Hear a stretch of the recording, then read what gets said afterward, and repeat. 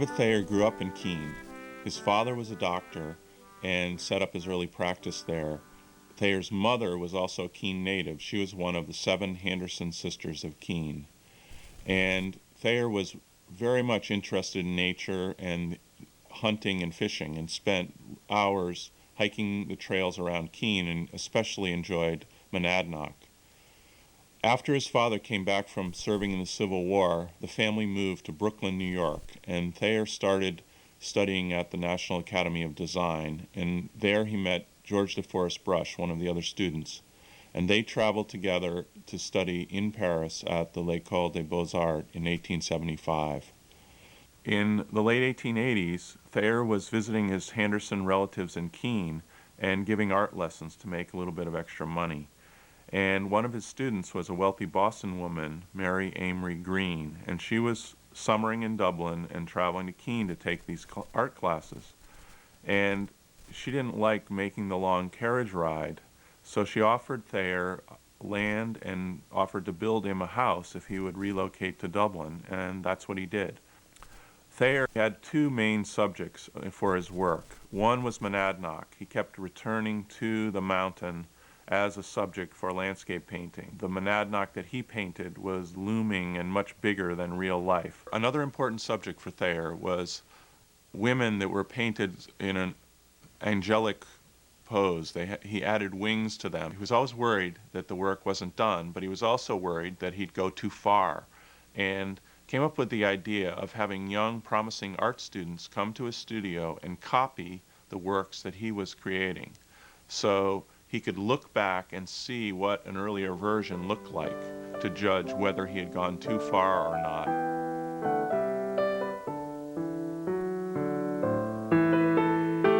Joseph Linden Smith was the second artist to have a home in Dublin, and he came about a year after Thayer first arrived. He had studied at the museum school in Boston with Frank Benson, and they had become close friends, and they went together to study in Paris in 1883 and 1884. One winter, when Smith was about to come back to Dublin, he decided on a whim to visit Egypt. Smith was asked to paint the interiors of tombs in Egypt as they were being discovered, and he did that in a sort of full-scale version that was a colored painting that was quite accurate in detail. And this predated color photography. They envisioned that these pictures might be shown in the Egyptian galleries with the artifacts. And so over 50 years, Smith returned to Egypt each winter and painted these interiors of various tombs that were being discovered. And so he was in Dublin in the summers, but he really wasn't doing a lot of painting then. What he was focusing on when he was in Dublin in the summers was creating pageants and plays at his home in Dublin. He once wrote, in doing his pageants, he painted with people instead of pigment. But he was really the heart of the social life for Dublin.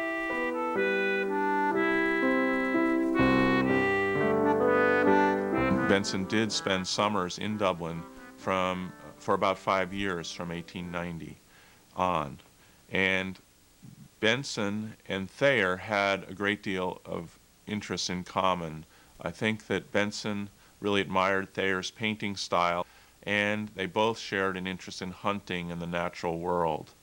So when Benson got the job of teaching at the museum school in Boston with Edmund Tarbell, he was a natural person to refer students up to Thayer. Benson had a career of being a portrait painter and a landscape painter in Boston.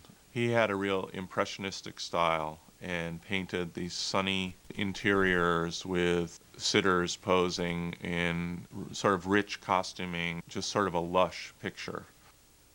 He also had another side to his work. He did a lot of etchings and some watercolors of hunting scenes.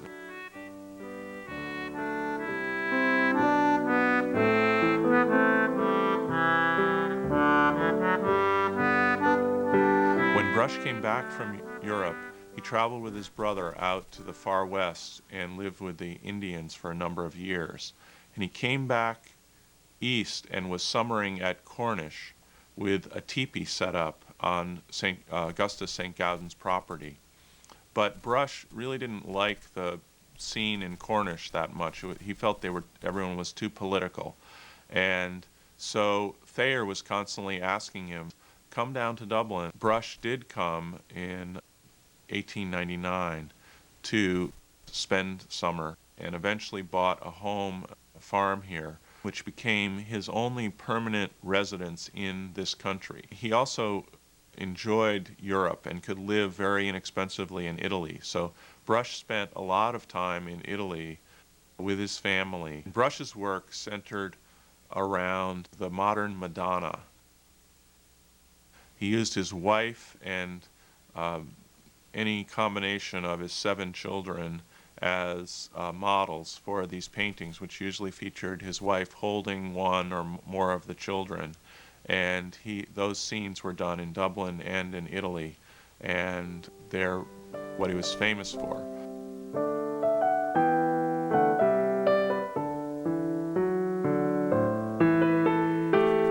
Barry Faulkner grew up, he was born in Keene, and his grandmother was one of the 7 Henderson sisters. So he was related to Thayer, and so as a young artist, he went to study at Thayer's studio in Dublin.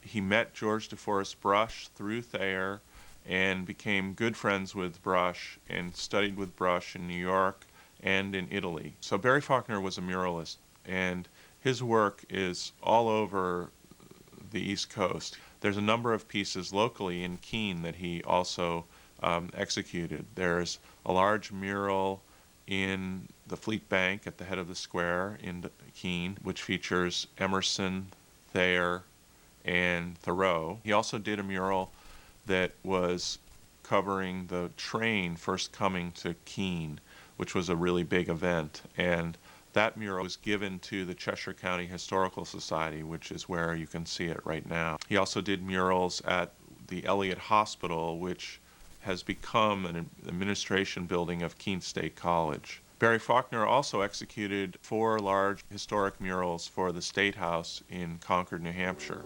And one of these murals featured Thayer and his group.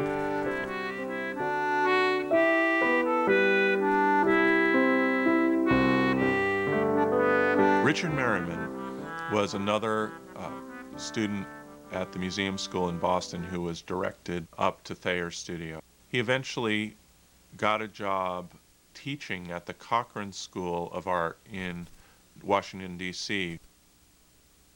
He was doing a lot of formal portraits of military figures and statesmen, and that was his main work. And when modernism came in, his style of sort of traditional, realistic portraits sort of fell out of favor. And so he left Washington to his home in Dublin and spent the last years of his life in Dublin doing portraits and landscape painting.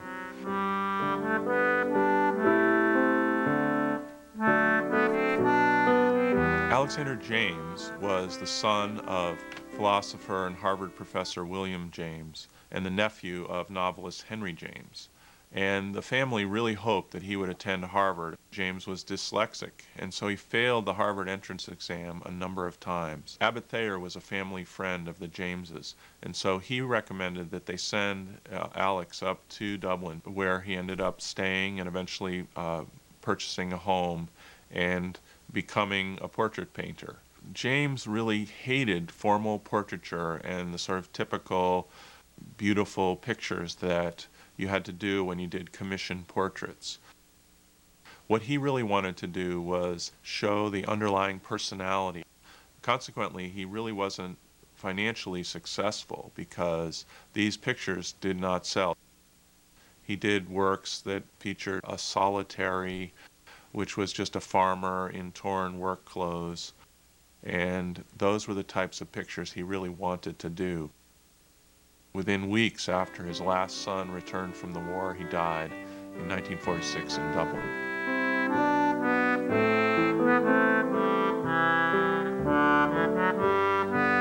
Rockwell Kent was another of Thayer's students who came in about 1903, 1904 to work in Thayer's studio. Rockwell Kent traveled quite a bit, and he traveled in a lot of northern areas. He went to Alaska and did paintings in Greenland, and he traveled in Russia.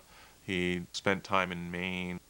Kent was involved in a number of different media. He had done woodcuts, a number of which were oriented towards the labor movement, and he did work for the industrial workers of the world, and this got him in trouble in the McCarthy era, where he was suspected of being a communist. He was frustrated with the United States at that point and their fear of communism. A number of his works were eventually sent or given to Russia.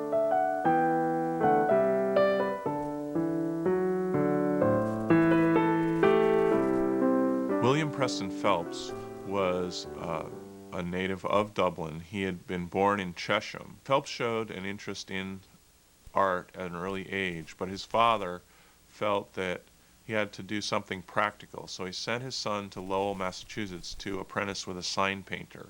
And Phelps did do well at that business and established himself as a sign painter, but on the side he was taking art classes in Boston and started to put up his work in the window of his sign shop. And a collection of Lowell businessmen got together and funded him being sent to Germany, to Munich, Germany, in 1875 to study there. And they hoped that he would come back to Lowell and be a presence in the city as a accomplished artist, and that's what he did. Mainly he was German trained, and that shows up in his work. He doesn't have the impressionistic style that came out of Paris at that time.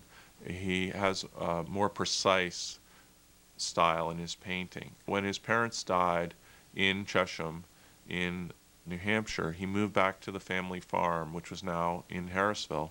He, at that time, started painting Mount Monadnock, and it really became the focus of the work from then until he died. He really is sort of separate from the rest of the group because unlike Thayer and Brush and Smith, they all knew each other, they were all friends. There's little evidence to show that Phelps had a direct connection with the other artists who were in Dublin.